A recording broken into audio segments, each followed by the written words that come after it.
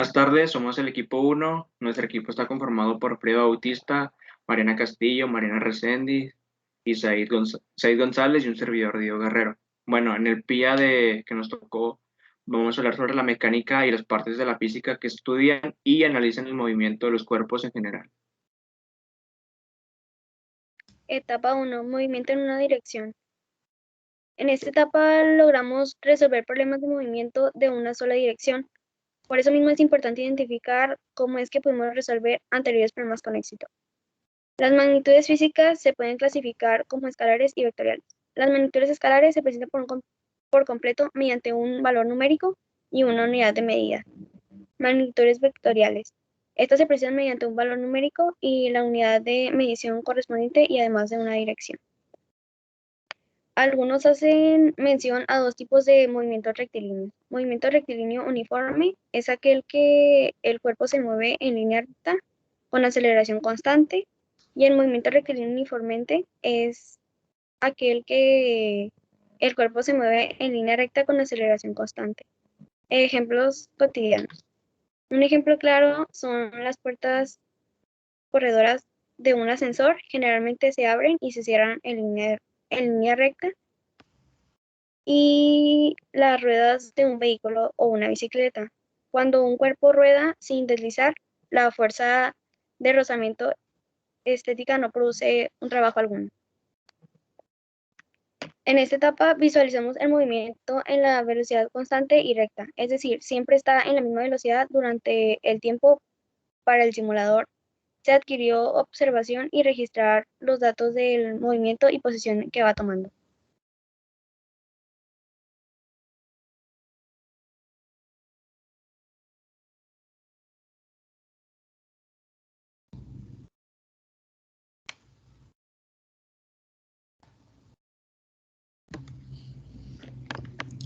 En esta etapa 2 lleva como nombre movimiento en dos dimensiones. Uno de los contenidos que lleva es la caída de dos cuerpos, que básicamente habla sobre la gravedad.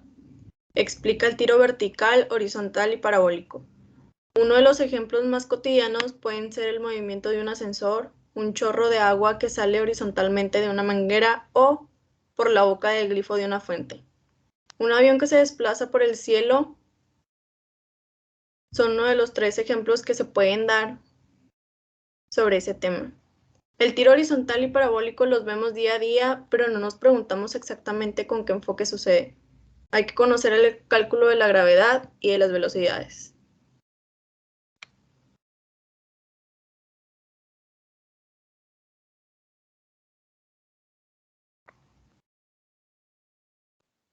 Bueno, la etapa 3 lleva por nombre movimiento circular. Bueno, pues existen muchos movimientos circulares como rectilíneas que, como dice la palabra, están formados por líneas rectas o que se desarrollan en línea recta, como por ejemplo las llantas de los carros, los patines, las llantas de las bicicletas. No dejan de ser circulares, pero van hacia una misma dirección, que es pues una línea recta. Bueno, al igual que en términos de escribir el movimiento circular, tangencialmente se tiene que relacionar en el desplazamiento angular con la longitud de la S. También se le llama frecuencia al número de ciclos por unidad de tiempo que efectúa un cuerpo en movimiento vibratorio.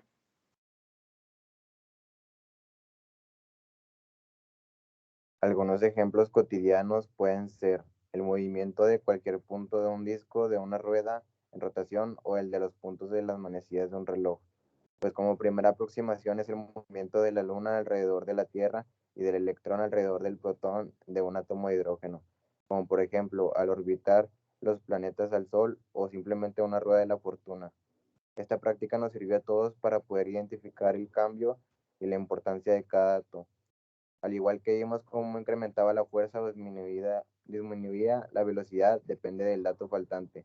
El uso del simulador es de gran utilidad para comprobar datos, pero si quieres datos precisos hay que saber hacer cálculos, es por eso que es importante tener conocimiento de las fórmulas y procesos del cálculo.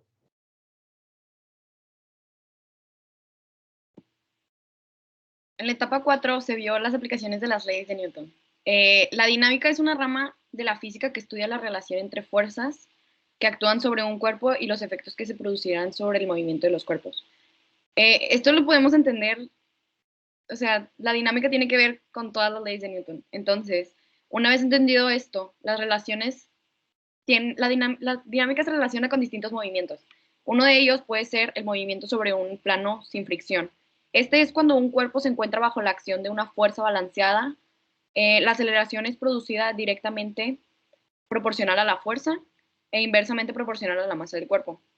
Después también podemos ver el movimiento de la fuerza de fricción.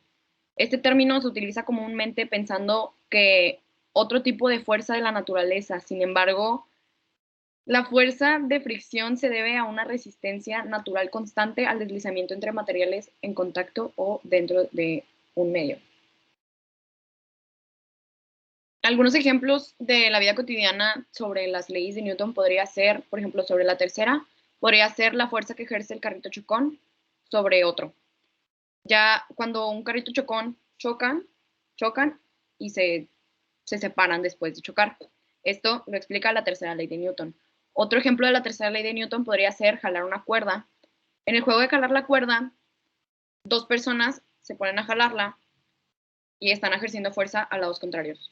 La segunda ley de Newton podrían ser dos niños en un columpio. Dos niños están sentados en un columpio, uno de ellos se balancea aplicando poca fuerza y su aceleración es más lenta, y el otro niño se balancea con más fuerza y su aceleración es mayor. Esto lo explica la segunda ley de Newton. En esta cuarta etapa aprendimos y pusimos en práctica las leyes de Newton y la dinámica. Pudimos determinar que gracias a las leyes se pueden determinar distintas cosas. Es así como la inercia, la relación entre fuerzas, aceleración, la ley de atracción y reacción. Estas leyes le dieron respuestas a muchos sucesos cotidianos que no tenían una explicación. Bueno, pues espero les haya gustado esta presentación y haya sido de su agrado. Muchas gracias.